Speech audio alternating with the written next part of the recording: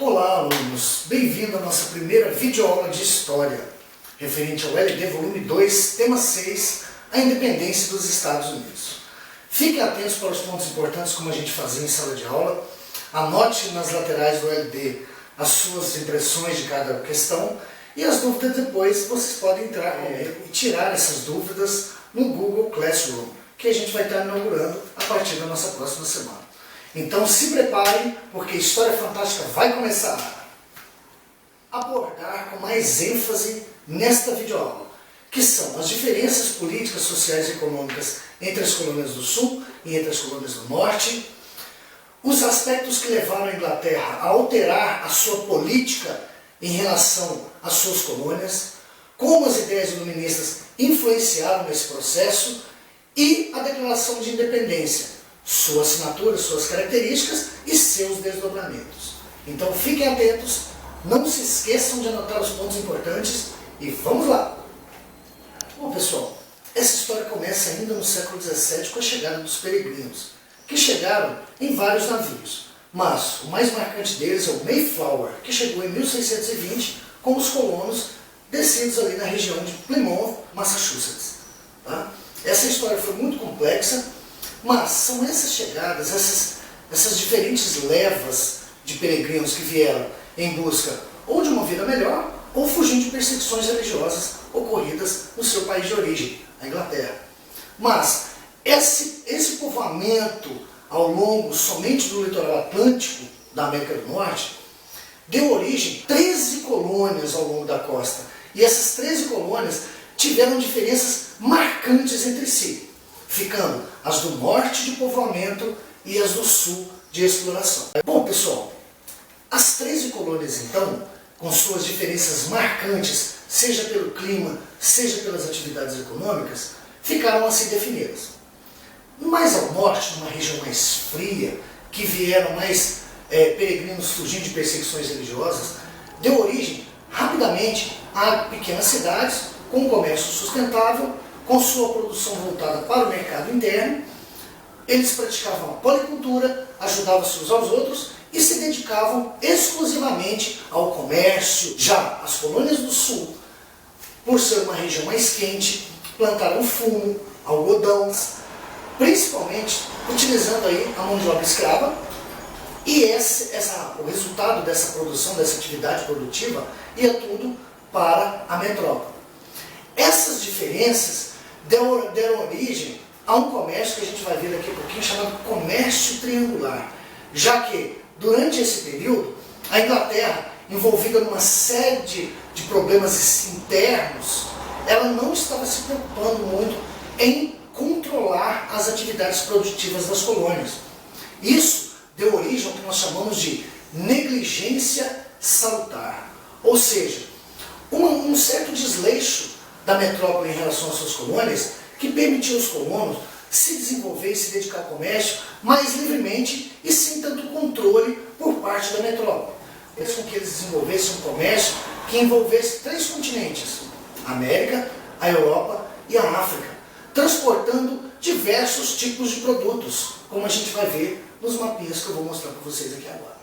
Bom pessoal, agora uma coisa muito importante é perceber o fator que contribuiu para a mudança de postura da Inglaterra em relação às suas 13 colônias. Essa mudança de postura se deu à Guerra dos 7 Anos, que aconteceu em 1756 a 1763. Muitos historiadores dizem que essa foi a primeira grande guerra mundial, já que envolveu todas as maiores potências daquela época na disputa por territórios, mas aqui na América. Esse conflito se deu principalmente entre Inglaterra e a França, que era dona de muitos territórios no interior do país, mas também envolvia claramente a Espanha, porque a Espanha é a maior dona de terras aqui nessa região. Bom, o fato, pessoal, é que a Inglaterra venceu essa batalha, mas, no entanto, o parlamento tomou a seguinte decisão, de que os 128 milhões de libras esterlinas dívida de guerra deveriam ser pagas pelos colonos. E logo os colonos, muitos inclusive inclusive, lutaram na guerra porque o governo havia prometido para eles terras no interior. Né? Os índios lutaram na guerra porque o governo havia prometido para eles a liberdade, tanto de praticar suas crenças, quanto de ter suas terras preservadas. Mas nada disso foi cumprido. Então, o que a Guerra dos 7 Anos mostra para nós nessa história, e isso é crucial para nós, é que após a vitória na Guerra dos 7 Anos, a Inglaterra muda a sua postura em relação às suas colônias. O comércio triangular foi proibido e agora ela passa a impor o pacto colonial. O pacto colonial, ele já foi estudado por vocês, e ele nada mais é do que o controle e monopólio absoluto sobre o comércio e produção dos bens coloniais. Ou seja, a colônia só serve para enriquecer a metrópole. Tá? Essa mudança de postura para um pessoal que lia muito, estudava na Europa, tinha contato com as ideias iluministas, eles não vão aceitar de bom grado, não. Então, pessoal, como eu disse, a Inglaterra mudou sua postura. E ela acabou decretando, lembrando que os colonos, muitos deles, ou eram agricultores, pequenos comerciantes, alguns grandes comerciantes, donos de embarcações envolvidos no triângulo comercial, né? E essa liberdade toda se encerrou. A primeira delas foi com a Lei do Açúcar, de 1764. Mas o açúcar até que não foi o problema, não. O pior foi a Lei do Selo, de 1765. Tudo passou a ser taxado com essa Lei do Selo. Passou a ser taxado, fiscalizado e censurado. Mas lembrem-se, as ideias comunistas que defendiam lá na Europa liberté, égalité e fraternité contra a tirania dos reis e opressores, aqui essas ideias serviram para liberdade na luta contra a metrópole, a lei do chá. Pessoal, a lei do chá foi terrível. Os colonos foram obrigados a comprar esse chá somente dos navios ingleses. Ou seja, eles foram obrigados, mesmo produzindo o seu chá, eles tinham que comprar, porque lembrem-se do pacto colonial. A colônia só existe para enriquecer a metrópole. Os filhos da liberdade, né, que vocês vão ver na foto aqui, eles se vestiram de índios, invadiram um navio que estava parado no porto de Boston e jogaram todo o carregamento de chá no mar. Isso foi um grande marco na história do processo revolucionário inglês, porque a partir dali houve uma tomada de postura dos filhos da liberdade, que vestidos de índios, eles não eram ingleses, eles eram americanos e estavam lutando por seus próprios interesses, e que o principal interesse era se desvencilhar da sua metrópole. O parlamento inglês intransigente e não abrindo mão ou não dialogando com os colonos, acabou depois disso baixando as chamadas leis de coerção, ou as leis intoleráveis. Exemplo, fecharam o Porto de Boston, obrigaram os colonos a pagar por todo esse chá que havia sido jogado no mar, decretaram ainda a lei do aquartelamento. Então essas leis, gente, foram a gota d'água dessa reação colonial, e principalmente com a imposição das chamadas as leis intoleráveis, né? Em 1774, 12 dos delegados das 13 colônias se reuniram na Filadélfia em 1774 e organizaram o primeiro Congresso Continental da Filadélfia. Foi uma espécie de um protoparlamento, tá? Que eles se organizaram para decidir como eles iriam se posicionar diante de tanto autoritarismo metropolitano. O que eles decidiram nessa época, principalmente no primeiro Congresso Continental, foi o fim, que eles queriam, o fim das leis intoleráveis.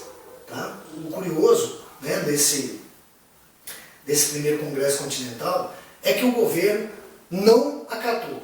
Ele voltou atrás, revogou algumas leis, mas muitas leis continuaram.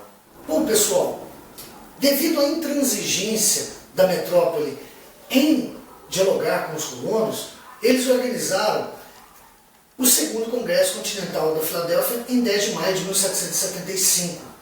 Né? Nelas participaram realmente os delegados das 13 colônias, e ali ficou decidido uma coisa: a partir de agora era a Declaração de Independência. E nesse congresso, o George Washington foi eleito o general do Exército Continental. Então, a partir daí, nós vamos ter muitos anos de luta, porque na guerra de 1783, né, e só com a ajuda de espanhóis e franceses que os ingleses conseguiram, no dia 4 de julho de 1776, a independência, a tão sonhada independência do seu país. Tá? E isso só foi aceito pela Inglaterra em 1783, no chamado Tratado de Paris. No Tratado de Paris, a Inglaterra aceita e reconhece os Estados Unidos como uma potência independente. O mais importante é lembrarmos que, embora com tanta essa influência iluminista, os Estados Unidos estavam longe de ser os Estados Unidos que conhecemos hoje. Na verdade, os Estados Unidos pós-independência tinham diferenças marcadas entre o norte e o sul. O país que nasceu foi um país de brancos, ricos e proprietários. E ao sul, grandes proprietários e milhares de escravos. Então, surge um país já cheio de problemas que mais adiante nós iremos estudar e veremos que outros problemas, como a guerra de secessão, irá surgir por causa dessas diferenças.